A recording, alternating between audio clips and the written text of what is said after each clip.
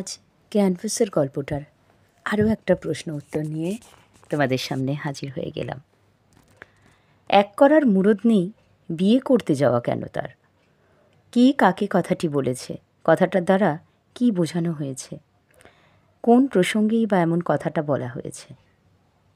তোমার কি মনে হয় যে কথাটি বক্তা বলেছে সেটা ঠিক বলেছে সে?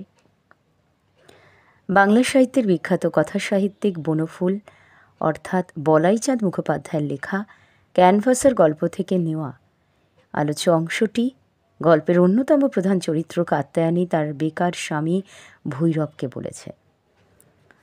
কথাটিতে বহু প্রচলিত একটা প্রবাদ, যার অর্থ আয় করার যার বা সংসার চালানোর ক্ষমতা না থাকে তাহলে তার বিয়ে করা উচিত নয় একদমই। কাত্যায়নীর বহুদিনের একটা শখ, সে একখানা শৌখিন শাড়ি কিনবে, কিন্তু স্বামী ভৈরবের অর্থহীনতার জন্যে তা তার হয়ে ওঠে না। ভৈরবও তাকে নানাভাবে বোঝাতে থাকে, আর্থিক দৈন্যকে স্তোক বাক্যে ভুলিয়ে সে দিতে চায়। ভৈরব মনে করে শৌখিনতা আসলে হলো বাবু আনা, তাতে অর্থ নাশের সঙ্গে সঙ্গে মানসিকতারও বিকৃত রূপ প্রকাশিত। আর একজন সুস্থ মানসিকতার দায়িত্ববান নাগরিক হিসেবে ভৈরব তা কখনোই হতে দেবে না। তার প্রতি তার স্ত্রীর একটু বিরূপ মনোভাবও আমরা এখানে দেখি, এবং সেভাবে সেটা স্ত্রী হলেও নয়। সে আরও মনে করে বিলাস লালসার কারণে দেশ যেন উচ্ছন্নে যাচ্ছে, শৌখিনতা সেই বিলাস লালসার যেন পরিণতি। তাই যেভাবেই হোক স্ত্রী কাত্যায়নীকে তার থেকে সরিয়ে রাখতে চায়, তার এই ভাবনা থেকে সরিয়ে রাখতে চায়। কিন্তু কাত্যায়নী স্তবগাকে ভুলবার পাত্রী নয়। সে ধরে ফেলে যে এটা তার স্বামীর অক্ষমতা, আর্থিক সচ্ছলতা নেই বলেই ভৈরব অকারণে স্তববাক্য এইভাবে বলছে। শৌখিনতা ত্রুটি দেখে সে।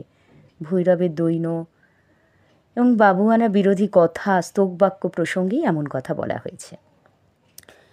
আলোচ্য অংশটিতে মানবজাতির স্বভাব, তার কার্যকারিতার যে পার্থক্য সেটা প্রকাশিত। মানুষের স্বাদ আর সাধ্যের মধ্যে একটা ব্যবধান থাকে, একটা দূরত্ব তৈরি থাকে। সেই ব্যবধানের প্রসঙ্গ তুলতে মানুষকে বোঝানো হয় কখনো সাধ্যের বাইরে গিয়ে কিছু করা উচিত নয়, বরং নিজের ক্ষমতা অনুযায়ী কাজ করা আবশ্যক। কাত্যায়নীর কথা অনুযায়ী উপলব্ধি করা যায় বেকার ভৈরবের বিবাহ করে বাড়তি অপরের দায় দায়িত্ব নেওয়া উচিত হয়নি। এতে তার বরঞ্চ ক্ষতিই হয়েছে, কারণ স্ত্রীর প্রতি যথার্থ কর্তব্য দায়িত্ব সে পালন করতে অপারগ। সে শখ আহ্লাদ পূরণে ব্যর্থ, বরঞ্চ কথার জালে আটকে স্ত্রীর প্রতি কর্তব্যের অনীহা দেখাচ্ছে সে। আর এখানেই কাত্যায়নীর না পাওয়ার যন্ত্রণা তাকে যেন একটা কী করতে বাধ্য করে দিয়েছে। সঙ্গে সঙ্গে মানব জাতির প্রতি একটা সতর্কীকরণ বাণীও ধ্বনিত হয়েছে।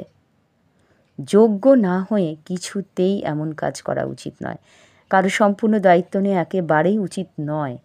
কাত্যায়নীর বলা কথাটা তাই যোগ্যহীনতাকেই বোঝাইছে, এবং এই বোঝানোতে রয়েছে ভৈরব যে কতখানি যোগ্যহীন।